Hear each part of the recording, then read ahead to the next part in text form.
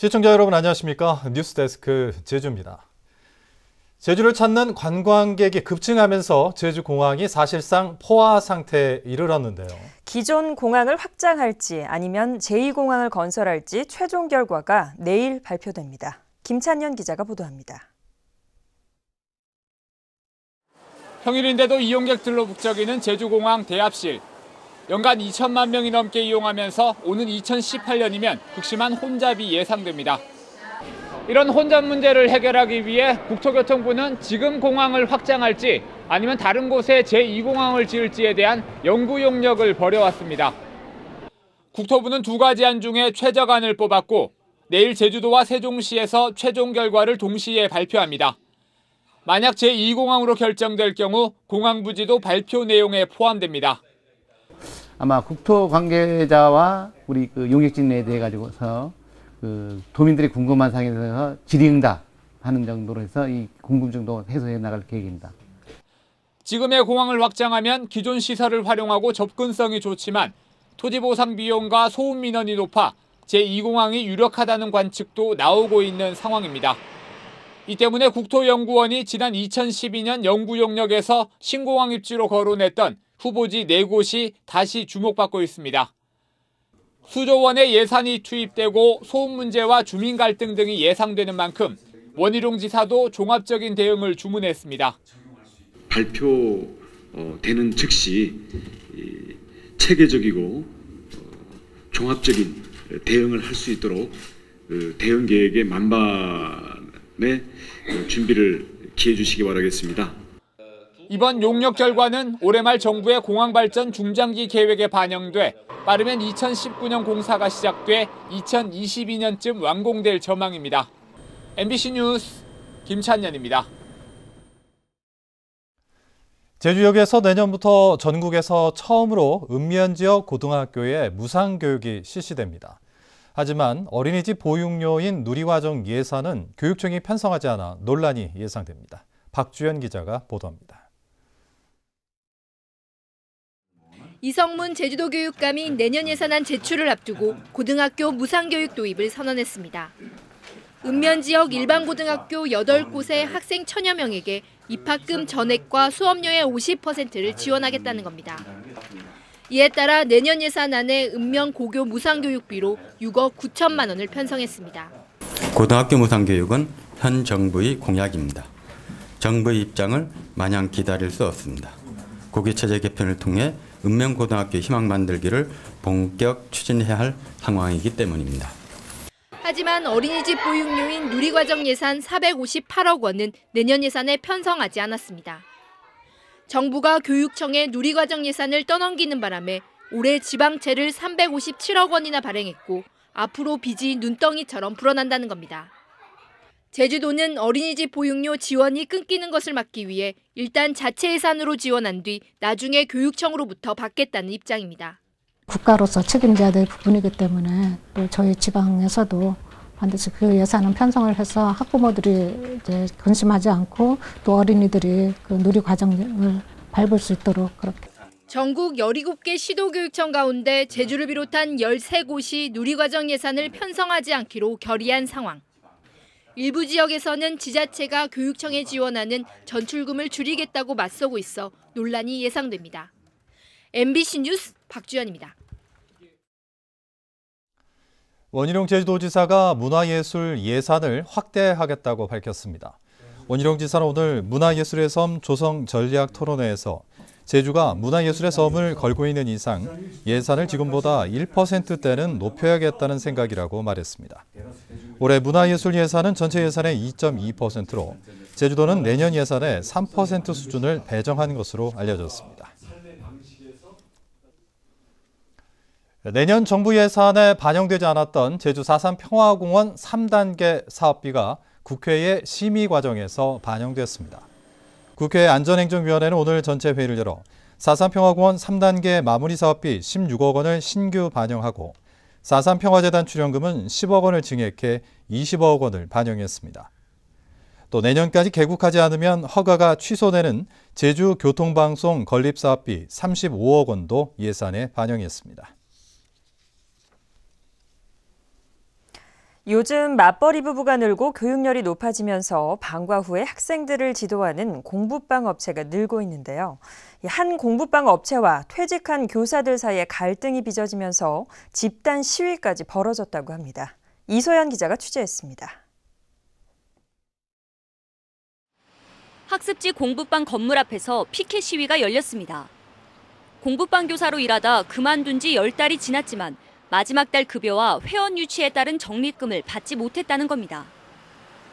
1인당 200만 원에서 700만 원, 교사 10여 명이 3천여만 원의 피해를 입었다는 주장입니다. 저희들은 생계형이기 때문에 그 돈을 당장 받아야 그다음 일도 준비하고 하는데 솔직히 그러지 못한 분들이 그 돈을 받지 못함으로써 경제적인 힘든 거는 분명 있습니다. 하지만 학습지 업체 측은 교사들이 입사할 때 맺은 계약을 위반했다며 돈을 줄 수 없다는 입장입니다. 교사들이 인수인계를 제대로 하지 않고 다른 공부방 업체로 옮기면서 일부 회원을 빼돌렸다는 겁니다. 마지막 회비 부분이 본사로 입금이 안 된 부분도 있고요. 그다음에 그 회원들의 신상 정보를 이용해서 회원들을 본인이 지도하는 공부방에서 다시 다 회사로 간 경우에 지도하는 경우도 지금 포착이 되고 있는 거고요. 양측의 주장이 엇갈리는 가운데 공부방 교사 4명은 한국공정거래조정원에 분쟁 조정을 신청한 상황. 공정거래조정원은 교사들이 회원들을 빼돌렸다고 객관적으로 판단하기 어렵다며 적립금을 지급하라고 결정했습니다. 하지만 학습지 업체 측은 법적 대응도 불사하겠다고 밝혀 논란은 커지고 있습니다. MBC 뉴스 이소연입니다. 지난 9월 추자도 해상에서 발생한 낚시어선 돌고래호 전복 사고는 방향타가 고장난 뒤 파도를 맞았기 때문이라는 잠정 결론이 나왔습니다. 제주해양경비안전본부는 돌고래호의 선체를 정밀 감식한 결과 스크루에 밧줄이 감겨 방향타가 고장나자 선장이 엔진을 끈 상태에서 파도를 맞아 뒤집힌 것으로 추정된다고 밝혔습니다. 해경은 승선원 명부를 허위로 제출한 혐의로 선장의 부인 42살 이모 씨를 불구속 입건했고 숨진 선장 46살 김모 씨는 공소권 없음으로 결론을 내렸습니다. 제주도가 제4기 감사위원 6명을 위촉했습니다. 이번에 위촉된 감사위원 가운데 강성근 전 도의회 사무처장과 문관영 전 제주복지회 사무국장, 송창우 전 제주문화방송 보도국장은 도의회가 추천했고 김중식 전 한국시티은행 검사역과 이매덕 한국여성복지연합회 부회장은 도지사가, 임성주 전 제주과학고등학교장은 교육감이 추천했습니다. 감사위원회 임기는 오는 2018년 11월까지 3년입니다.